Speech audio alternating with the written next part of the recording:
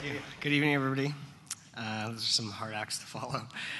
I started in the restaurant business about 15 years ago as a cook, and since then I've worked 12 to kind of 16-hour days, and I've been fortunate enough to work in about 4 different countries.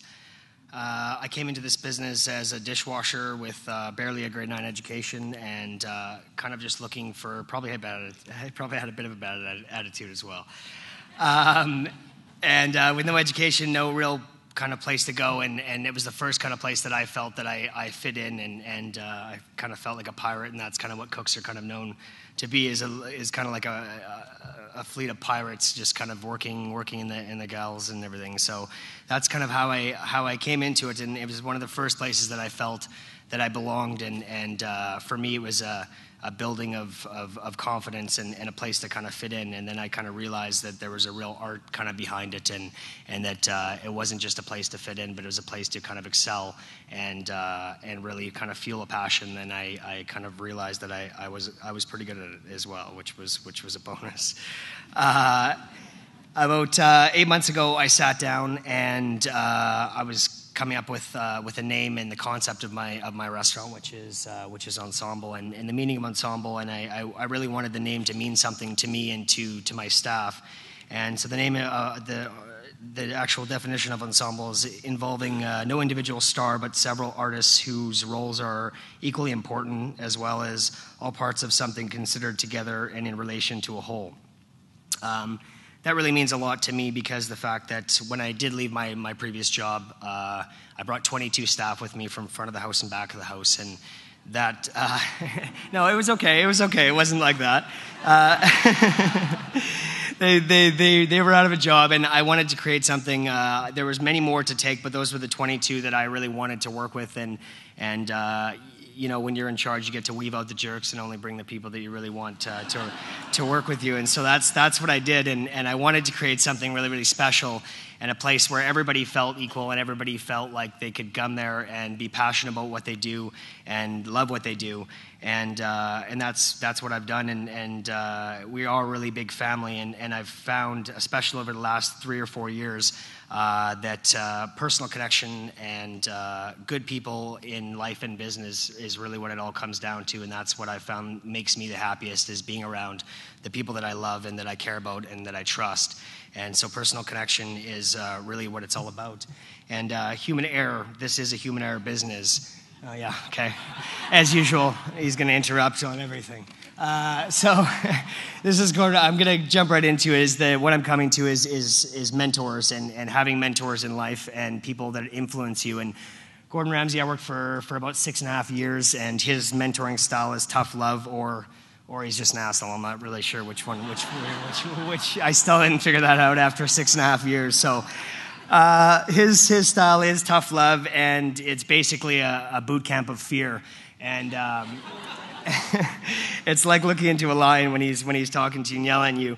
Everybody has different styles of mentoring and getting their point across, and some are caring and some are Gordon. And but one thing you can't falter on Gordon is standards and diligence and caring about his craft and absolute quality. And you know, we thought we worked hard, but Gordon was working just as hard, and he was doing things behind the scenes as well as the business side of it. And he taught me a lot, and I was fortunate enough to work in 3 different countries and open up 9 restaurants with him. So I owe a lot to him, and I think part of being a mentor and being mentored is you take the good and you see the bad, and you don't take the bad and you just go on with the good. So, and that's kind of, I believe I've got a little bit of Gordon's bad, which I've used into my benefit, and hopefully that works. My next kind of big mentor in my life was Danielle, and Danielle Bluden, which I'm sure most of you have heard of. And when I joined with Danielle, I had already left Gordon. And when you leave Gordon, you think you've got it all figured out, and you think you know the industry, and you don't need any more kind of mentoring and stuff. And I was on my own for a little bit, and I consider Danielle kind of a finishing school. He's an extremely classy person.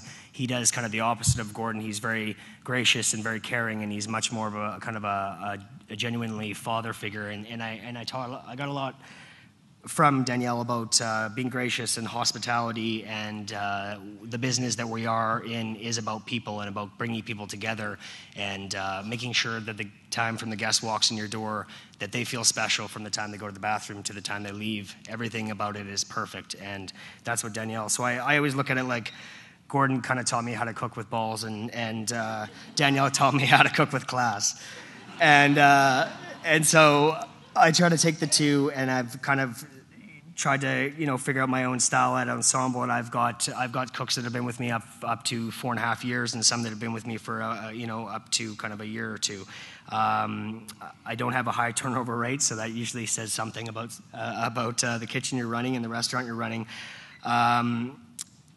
It's just really about bringing everything together and being together and being happy. And I think when you love something as much as me and my team love hospitality and love food, it really doesn't seem like work. And we've opened Ensemble 7 months ago, and we're 3 weeks away from opening up another restaurant, which is... It's silly to say the least, but it's going to happen. But 3 weeks away, and the whole point of opening up this other restaurant literally was to give more opportunity to the few more people that we couldn't bring to the small restaurant that we have at Ensemble. And then I think a lot of people like to have separation from home and from work, whereas this kind of industry, it really doesn't. There's my home life right there. That's Aiden, my son, and I try to, at work and at home, kind of be the same person and leading by example. At home, I think it's a little bit easier to slip, and unfortunately, when your kids are watching, they're always watching, even more than your staff's watching. I think Aiden's definitely going to be my hardest job to date. I think it's obviously the most rewarding as well. Getting back to the home life, I've been very, very fortunate to over the last year especially gain some very amazing business partners and friends and family. There's 2 gentlemen in the audience named Walter and Jimmy that have created a program called the Boys Club at 2 different high schools that I've been lucky enough to be part of and to help mentor and stuff. And these are the kind of people that I think fuel our community and just make this a kind of better place to be. And I'm 24 seconds over time, so I'll say goodnight. Sorry, thank you.